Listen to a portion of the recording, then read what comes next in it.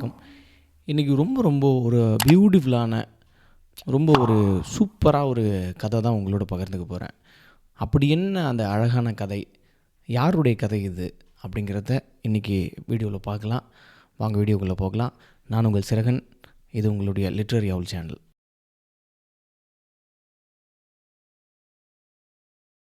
இந்த கதை ஆஸ்கார் வைல்டுடைய த selfish giant அப்படிங்கிற ஒரு கதை.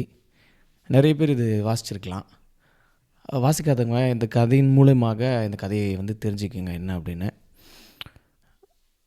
இது ஏன் அழகு அப்படின்னு சொல்கிறேன்னா, இந்த கதையினுடைய அந்த இறுதி முடிவு அவ்வளோ ரொம்ப ஒரு ஆத்மார்த்தமாக, அது ஒரு இந்த விடுதலை, மனிதனுடைய இந்த விடுதலை அவ்வளோ அழகாக இந்த கதையில் முடிச்சிருப்பார். இந்த கதையை படிக்கும் பொழுது எனக்கு ரொம்ப பெரிய ஒரு மன நிம்மதி ஏற்பட்டது. ஸோ அதனால் இந்த கதையை நான் உங்களோட பகிர்ந்துக்கிறேன். இந்த கதை இப்படி ஆரம்பிக்குது. ஒரு மதிய நேரத்தில் நல்ல பச்சை பசேல்னு இருக்கக்கூடிய ஒரு இடம், ஒரு வீடு இருக்குது. அந்த வீட்டை சுற்றி நல்ல விளையாடக்கூடிய ஒரு கார்டன் இருக்குது. அப்போது பச்சை பசேல்னு புற்கள், நிறைய மரங்கள், அங்கே இருக்கக்கூடிய பறவைகள், பூக்கள், அங்கே இருக்கக்கூடிய பட்டாம்பூச்சிகள் அப்படின்னு அந்த சுற்றி இருக்கக்கூடிய குழந்தைகளுக்கு விளையாடுறதுக்கு ஒரு சூப்பரான ஒரு இடமா இருக்குது அந்த இடம். அதனாலேயே அந்த குழந்தைகள் அங்கே எல்லோரும் ரொம்ப மகிழ்ச்சியாக, அந்த ஒரு ஆரவாரத்தோட ஒருத்தர் அந்த வீட்டில் விளையாடுறது ரொம்ப பிடித்தமான விஷயமா இருக்குது குழந்தைகளுக்கு. கூடவே அந்த விளையாடுறது மட்டும் இல்லாமல், அந்த விளையாடுற நேரத்தில் அந்த மரங்களிலிருந்து அந்த பறவைகள் பாடக்கூடிய, அந்த பறவைகள் ஒலி எழுப்பக்கூடியது மகிழ்ச்சி தரக்கூடிய விஷயங்களாக இருக்குது அந்த குழந்தைகளுக்கு. அந்த குழந்தைகள் அங்கே நின்று அந்த பறவைகளுடைய அந்த குரலை இனிமையான குரலை கேட்டு ரொம்ப ஒரு ஆனந்தத்தினுடைய உச்சத்துக்கு அந்த குழந்தைகள் விளையாடுறாங்க அந்த இடத்துல. அந்த இடம் யாருடையது அப்படின்னு சொன்னால், ஒரு ஜெயண்ட்டுன்னு சொன்னால் ஒரு மனித உருவத்தில் இருக்கக்கூடிய ஒரு மிகப்பெரிய உருவமாக இருக்கக்கூடிய நல்ல பலம் பொருந்திய ஒரு ஆள் அல்லது அரக்கன் அப்படின்னு சொல்கிறாங்க. அரக்கன்னு நான் சொல்ல விரும்பலை. ஒரு மனிதனை விட ஒரு 10 மடங்கு பலசாலி, உயரமான ஒரு ஆள் அப்படின்னு வச்சுக்கோங்க. ஸோ அதை நான் ஜெயண்ட் அப்படின்னே கண்டினியூ பண்ணுறேன்.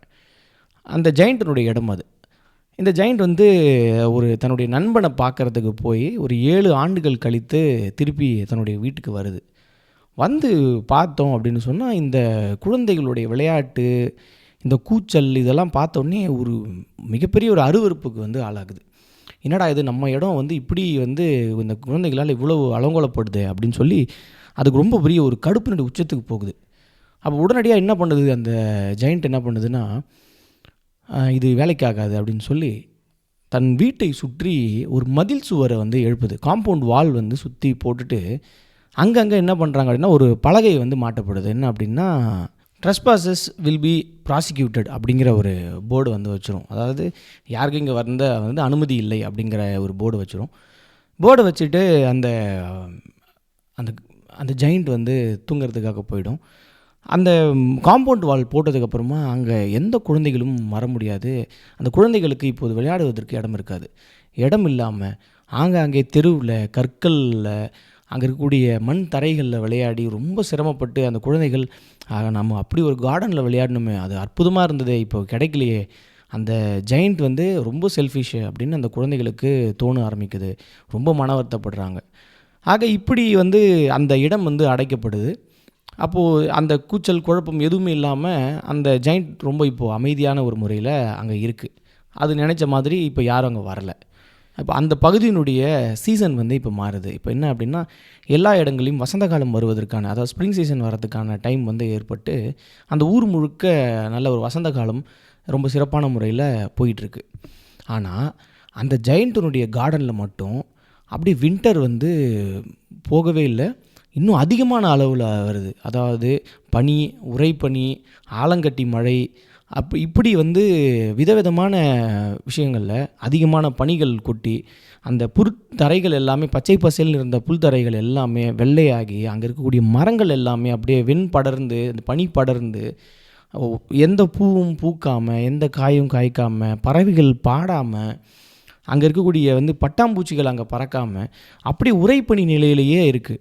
ஆலங்கட்டி மழைகள் அந்த வீட்டினுடைய மேலே விழுந்து விழுந்து விழுந்து அந்த வீட்டினுடைய ஓடுகள் எல்லாமே உடைந்து போகக்கூடிய ஒரு நிலைமைக்கு போயிட்டு இருக்குது. போதாக்குறைக்கு ஒரு பக்கம் காற்று வேறு பலமான காற்று ஒரு பக்கம் வீசிக்கிட்டே இருக்குது. இந்த 4 விஷயங்களும் பனி, உறைபனி, ஆலங்கட்டி மழை, காற்று எல்லாமே ஒரு பக்கம் சேர்ந்து அந்த இடத்தையே வந்து ஒரு மாதிரி ஒரு கலவரமான ஒரு இடமா மாற்றி வச்சுருக்கு முழுமையாக. இப்போது இந்த ஜெயண்ட் வந்து பார்க்குது, என்னடா இது சீசன் என்பது எல்லா இடங்களிலும் வேறையாக இருக்குது, நமக்கு மட்டும் இன்னும் வின்டராகவே இருக்கே, என்ன ஒன்றும் புரியலையே அப்படின்னு சொல்லி அது ஜன்னல் வழியாக பார்த்து பார்த்து வெளியே வராமல் அப்படியே இருக்குது. ஒன்றுமே இதுக்கு புரியலை, என்ன நடக்குது, தன்னை சுற்றி ஏதோ சரியில்லையே அப்படின்னு அந்த ஜெயண்ட் தனக்குள்ளேயே ஒரு மிகப்பெரிய ஒரு குழப்பத்துக்கு ஆளாகுது. ஆக அந்த ஒட்டுமொத்த வீடுமே ஒரு உறைபனி நிலையில் மாறி இருக்கிறத அந்த ஜெயண்ட் வந்து புரிஞ்சிக்க முடியுது. இப்படி போயிட்டுருக்கும் பொழுது கொஞ்சமாக இப்போ அந்த ஸ்ப்ரிங் சீசன் என்பது போயிட்டு அடுத்து ஆட்டம் சீசன் வந்து வர ஆரம்பிக்குது. அந்த இலையுதிர் காலத்தில் அங்கங்கே இலைகளை உதிர்த்து புதியதான பூக்கள், புதியதான பழங்கள் எல்லாமே வைக்கக்கூடிய அந்த நிலை வந்து கொஞ்சமாக உருவாது. அப்பயும் தன்னுடைய கார்டனில் தன் வீட்டை சுற்றி எதுவுமே நடக்கலை அப்படிங்கிறத அந்த ஜெயண்ட் புரிஞ்சுக்குது. ஸோ எங்கேயோ ஏதோ ஒரு தப்பு இருக்குது அப்படின்னு அந்த ஜெயண்ட் புரிஞ்சுக்குது. ஸோ இதன் பிறகு ஒரு நாள் ரொம்ப அதிசயமாக ஒரு லின்னட் பறவையினுடைய ஒரு பாடல் வந்து அந்த ஜெயண்ட்டினுடைய காதுக்கு விழும்.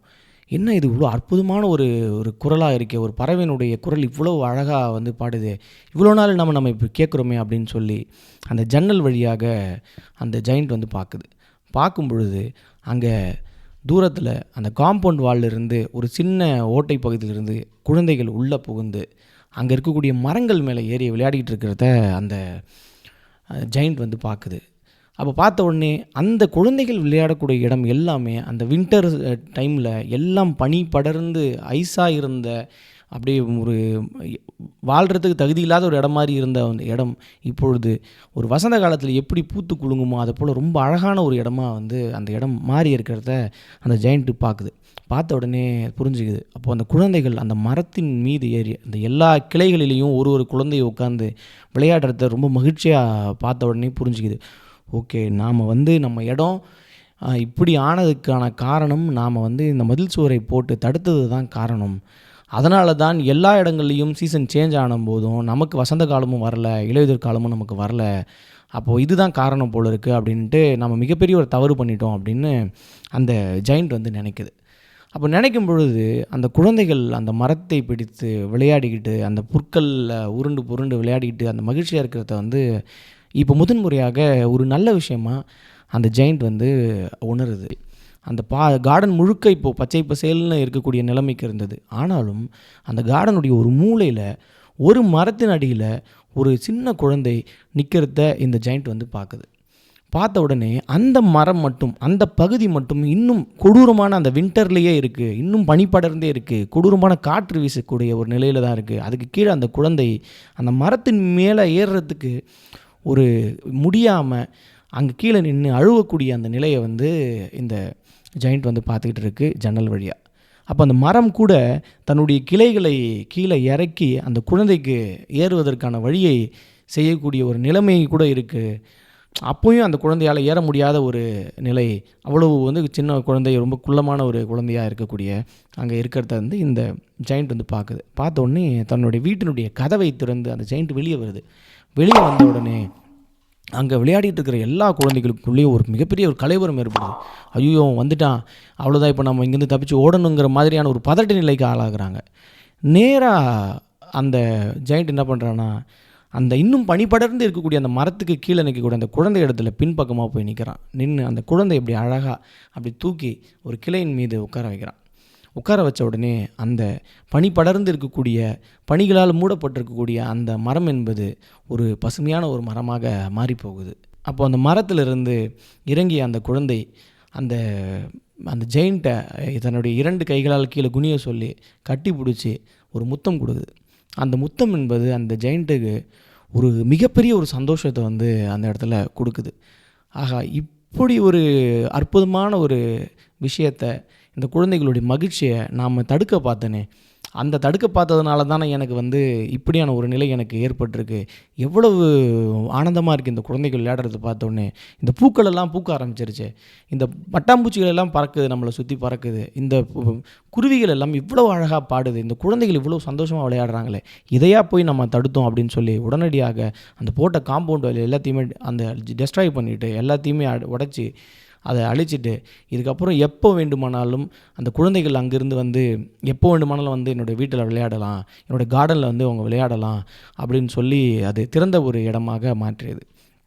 ஸோ இப்போ வந்து அந்த குழந்தைகள் வெளியில் எங்கேயும் விளையாடாமல் ரொம்ப மகிழ்ச்சியாக அந்த ஜெயண்ட்டுடைய அந்த கார்டனில் விளையாடுறாங்க. அதே போல் அந்த ஜெயண்ட் மேலே இருந்த அந்த தவறான பார்வை என்பது, அவன் செல்ஃபிஷ் ஜெயண்ட் அப்படிங்கிறது அந்த பார்வை என்பது இப்போ மாறி, இப்போது அவர் எல்லாரிடத்திலும் ரொம்ப அன்பாக நடந்து கொள்ளக்கூடிய ஒரு மனிதராக அவர் மாறி போயிருக்கார். குறிப்பாக அந்த குழந்தையை தூக்கி உட்கார வைக்கும் பொழுது மற்ற குழந்தைகள் எல்லாம் பார்த்த உடனே அப்போ எல்லா குழந்தைகளும் தங்களுக்குள்ளே இருக்கக்கூடிய அந்த பயம் என்பது முற்றிலுமாக போயிட்டு இப்போது ஒரு நமக்கான ஒரு நபர் அப்படின்னு ஒரு நண்பராக வந்து அந்த குழந்தைகள் எல்லாரையும் அந்த ஜெயண்ட் வந்து அவங்க இப்போ பார்க்க ஆரம்பிக்கிறாங்க.